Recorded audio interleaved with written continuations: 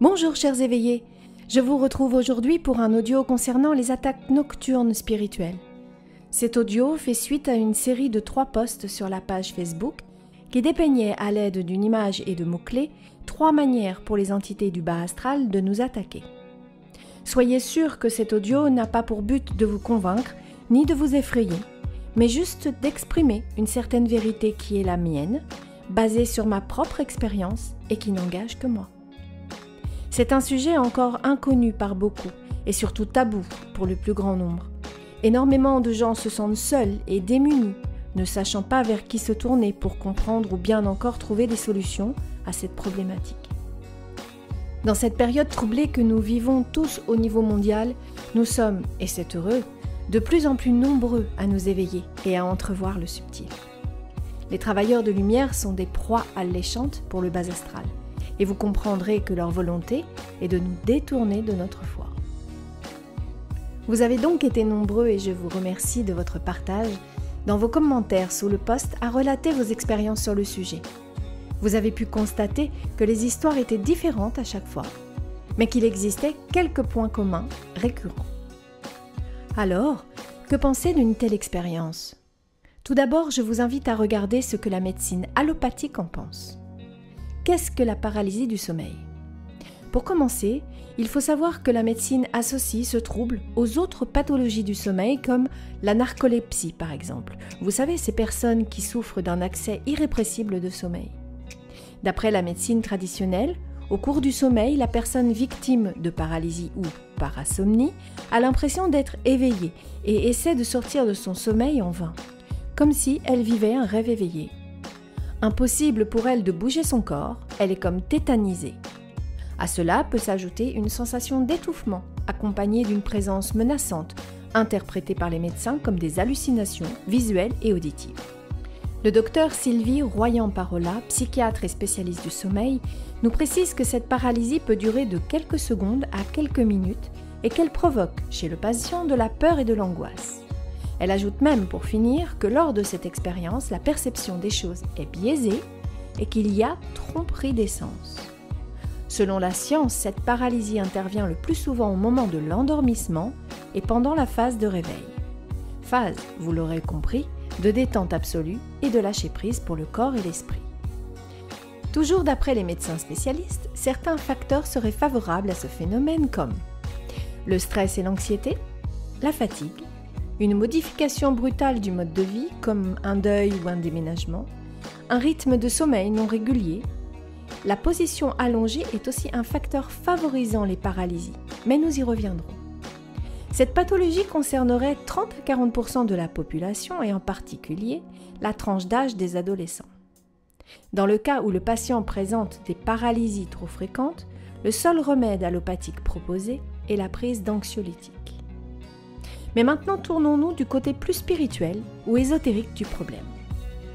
Quels sont les ressentis pendant cette paralysie ou attaque nocturne ? Le scénario commun à toutes ces attaques est que la personne soit le plus souvent dans un état alpha de demi-conscience et dans la plupart des cas en position allongée. Elle se réveille en ayant l'impression d'être en pleine conscience mais n'a plus du tout d'interaction avec son corps. Elle ne peut plus bouger ses membres ni émettre aucun son. Premier cas, c'est ce que je nommerais une attaque fugace, c'est-à-dire que la personne perçoit la présence d'une entité négative dans la pièce, souvent postée au bout du lit ou dans un coin de la pièce, sans qu'elle puisse la voir, ce qui provoque chez la personne énormément de peur. Puis au bout de quelques instants, qui peuvent paraître une éternité, tout rentre dans l'ordre, laissant l'impression d'un cauchemar ou d'un mauvais rêve. Second cas. La victime sent un écrasement sur sa poitrine, provoquant parfois comme un étouffement. Certaines personnes perçoivent ces entités de façon kinesthésique. Elles sont assises sur le thorax au niveau du plexus solaire et vous coupent le souffle.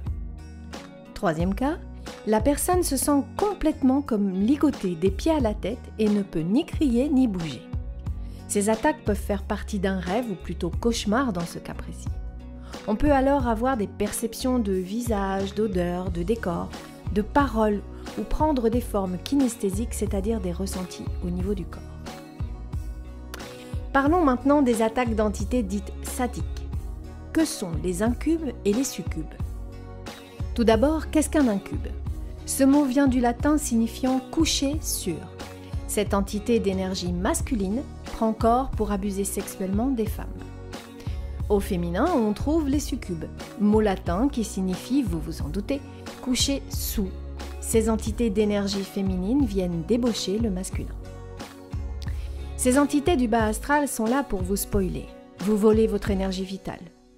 Ils veulent, en agissant sur vos failles, vos peurs les plus profondes, vous dominer et vous assujettir.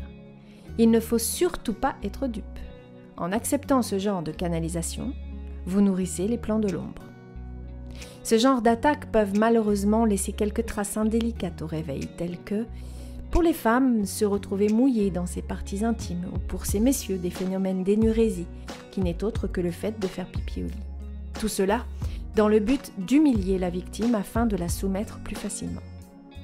D'autres traces sont également visibles cette fois au niveau du corps, telles que des griffures, des brûlures, des bleus. Bien évidemment, il faut bien comprendre toute la difficulté pour les victimes de ces attaques de se confier, d'en parler à l'entourage ou bien même au corps médical. Alors, dans un premier temps, quelles sont les solutions pour parer à ces attaques lorsqu'elles surviennent? Lors de l'attaque, c'est la panique. Alors je vous conseille d'axer votre concentration sur votre respiration afin de détendre votre corps au maximum. Inspirez et expirez profondément. Cela favorisera la reconnexion corps-esprit et empêchera l'entité de se nourrir de vos peurs, donc in fine, mettre fin à l'attaque. Je sais par expérience que ce n'est pas facile à mettre en place, mais c'est la seule issue immédiate pour sortir de l'attaque.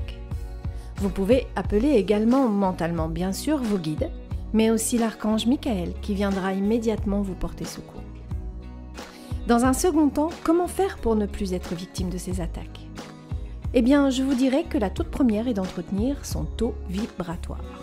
Nous avons le devoir de nous souvenir que le bas astral existe. Nous avons nous-mêmes, aux prémices de notre vie, expérimenté des vibrations basses, voire même très basses, afin de pouvoir comprendre et évoluer. Vous pouvez également mettre du sel dans votre chambre. Le sel a des vertus purificatrices et protectrices. Vous pouvez brûler de la sauge régulièrement. Positionnez ce que je vais appeler des outils vibratoires énergétiques tels que le sceau des archanges ou le sceau de Salomon qui feront bouclier. Si rien n'y fait, vous pouvez faire appel à un professionnel pour pratiquer un nettoyage en profondeur des lieux. L'une des questions qui est souvent revenue après les 3 postes a été: pourquoi est-ce que je suis attaquée et pourquoi je capte le bas astral? Je vous en ai déjà parlé plus haut. Le plus important, à mon sens, est de monter votre taux vibratoire. Vous pouvez le travailler en faisant des méditations, de la respiration profonde, de la relaxation, etc. Un bon ancrage est également nécessaire pour ne pas laisser vos peurs prendre le dessus. Mais le principal, et cela reste ma vérité, est le pouvoir d'intention. Prenez le temps de fermer votre canal le soir avant de dormir, ou émettez le souhait de ne recevoir que les messages des êtres des plans supérieurs. Vous êtes souverain en votre demeure. Voilà, chers éveillés, j'espère avoir répondu à la plupart de vos interrogations. N'oubliez pas, vous êtes le seul maître à bord. À bientôt pour de nouvelles vidéos. Prenez bien soin de vous. Ciao, bye bye.